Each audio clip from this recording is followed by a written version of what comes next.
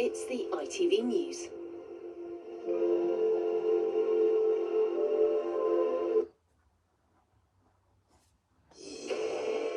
Burnham's Westminster bid is blocked. Labour's governing body stops the Greater Manchester Mayor from entering a by-election race. Could it be over fears a leadership challenge to the Prime Minister might have followed? They've decided against it because of the huge inconvenience to 2 million voters across Greater Manchester. Also tonight, heartbroken but angry, candlelit vigils honour a nurse shot dead by federal agents in Minnesota. His family accuses the White House of lying. Thousands protest in Sussex after migrants are moved into an army barracks in the area. And a towering achievement. The man who climbed a 100-storey building without any safety gear.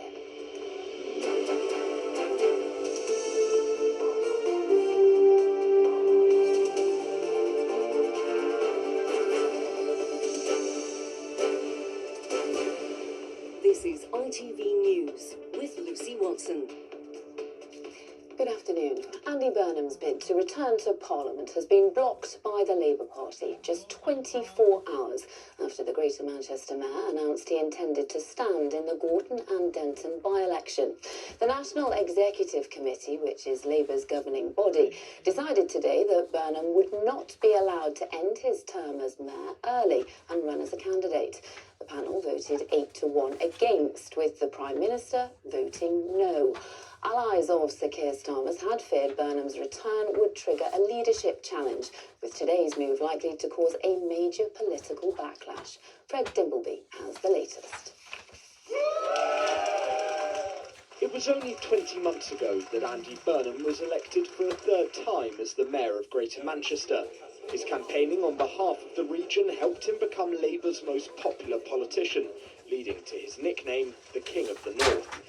But it is the North and that job where for now he will be staying, after Labour's ruling committee denied his request to run as an MP, a move already being met with fury in the party. There'll be a strong suggestion that people around him in number 10 Downing Street will have been trying to influence the NEC, and that is a problem for Keir. But I'm afraid to tell you, I've been around in politics for a long time, not just since I was elected in 2010. I can see some bloodletting. In an 8-1 decision, the Starmer-friendly NEC voted to block Burnham. The Prime Minister voted in favour, apparently. Lucy Powell, the deputy leader of his party, the only vote against. The government forced to deny this was a political move to protect Keir Starmer from one of his greatest rivals. It's nothing to do with Andy Burnham. It's because triggering a by-election for the Mayor of Greater Manchester right now would inconvenience 2 million people who live in that area, and Andy's only halfway through his term. Labour still need a candidate for the Gorton and Denton by-election. Voters there learning the news it won't be Andy Burnham.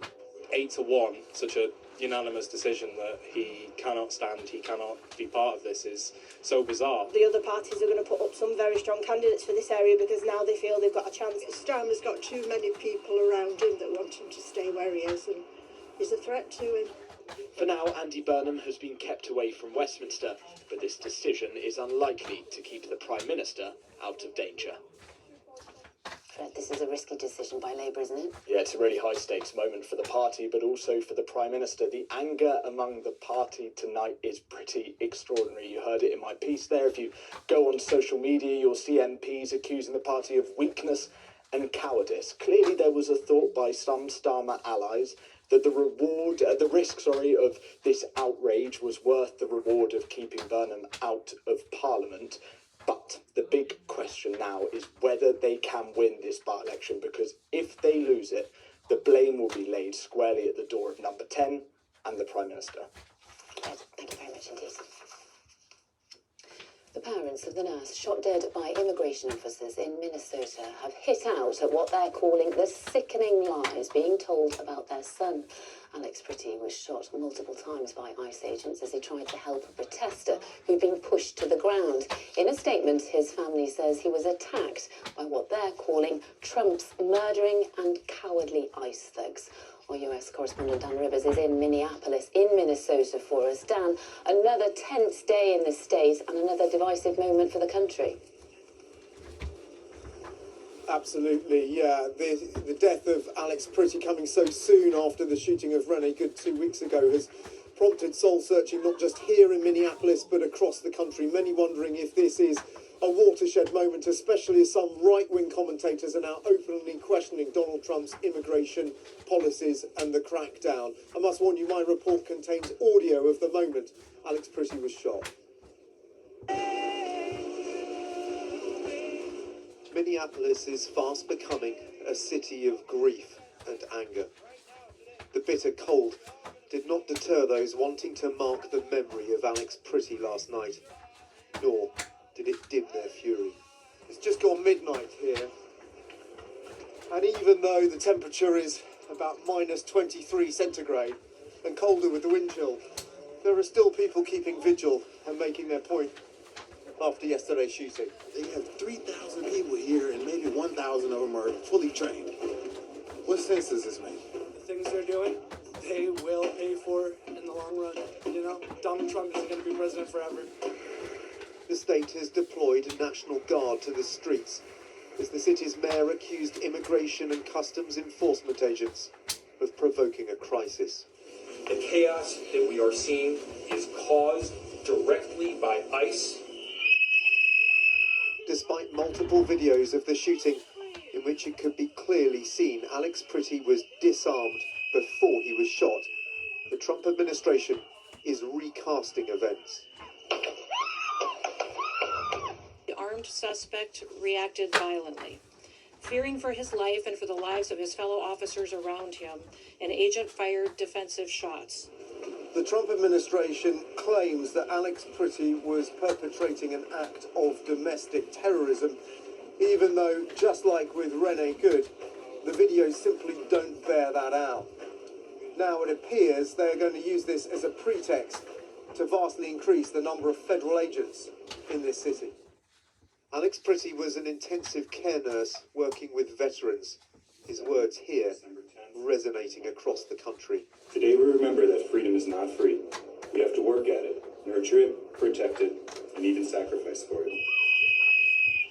His parents learnt of his death from a reporter, their worst fears confirmed when they saw these videos. He cared about people deeply, and he was very upset with what was happening in Minneapolis and throughout the United States with ICE. The city where George Floyd's murder sparked worldwide outrage is now once again contending with profound tragedy. Coming so soon after the shooting of Rene Good in her car earlier this month, Alex Pretty's death is making many Americans ask if Donald Trump's immigration crackdown is coming with an unbearable price. Dan Rivers, ITV News, Minneapolis. The Home Secretary says a new national police service will free up local forces to tackle everyday crime by taking over responsibility for counter-terrorism and fraud. Shabana Mahmood insists that creating the British FBI, as it's being called, is not a cost-saving exercise, but is about creating a new policing model for England and Wales. The King says he is pleased and proud of the Prince's Trust he set up as the organisation celebrates its 50th anniversary. During that time, the charity now called the King's Trust has helped more than 1.3 million people into employment. The King said he will continue to support disadvantaged young people. Thousands of people were on the streets of Crowborough in East Sussex this morning, protesting about migrants being moved into the town's former army base. 27 asylum seekers were relocated to the barracks on Thursday, and a further 500 are set to be housed there in the coming weeks. From Crowborough, Sam Holder reports.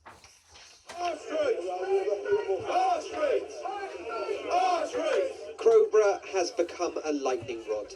The government plans to move 500 migrants to a former army barracks in this small town in Sussex. It's now the epicentre of anti-migrant protests.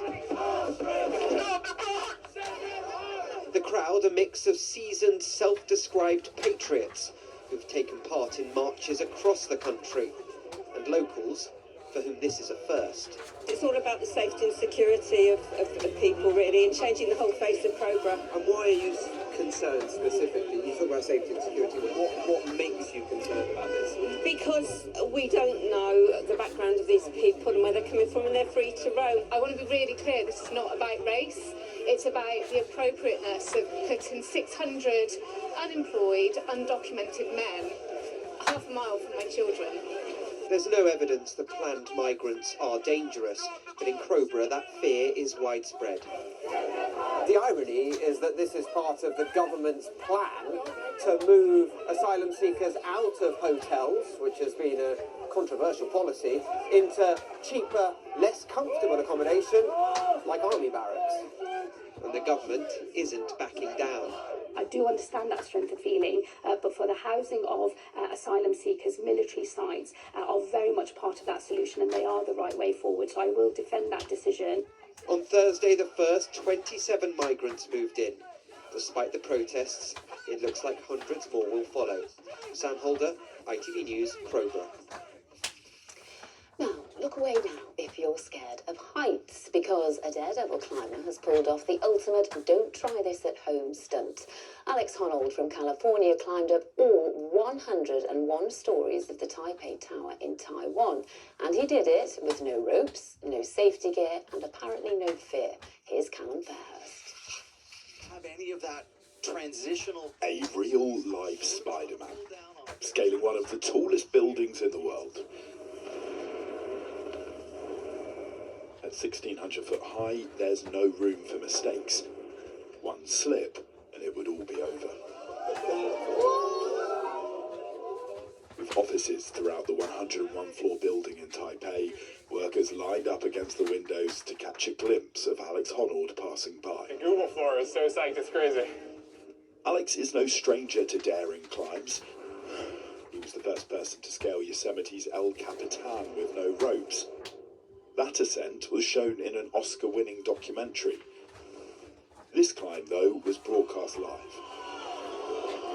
A 10-second delay, just in case the worst happened. Then, after just 90 minutes, the peak. He's done it! And after that astonishing climb, his wife, it's safe to say, was quite relieved, especially because he chose the normal route down. Yeah, how do we get to the elevator? An incredible feat with no ropes and thankfully no mistakes. Sick! Just Alex Honnold on top of the world. Callum Fairhurst, ITV News. Oh my goodness. Now, finally, an Australian cycling star has made a dramatic comeback in the Tour Down Under after a crash caused by an unexpected visitor. There it is. Oh, it's a kangaroo has jumped into the peloton. Oh, no. Bounding into their path during the final stage, a kangaroo caused Jay Vine and other risers to come off their bikes. But hopping straight back on, Vine still managed to finish up in first place. That's all from us for now. We'll see you later at 10. Bye-bye.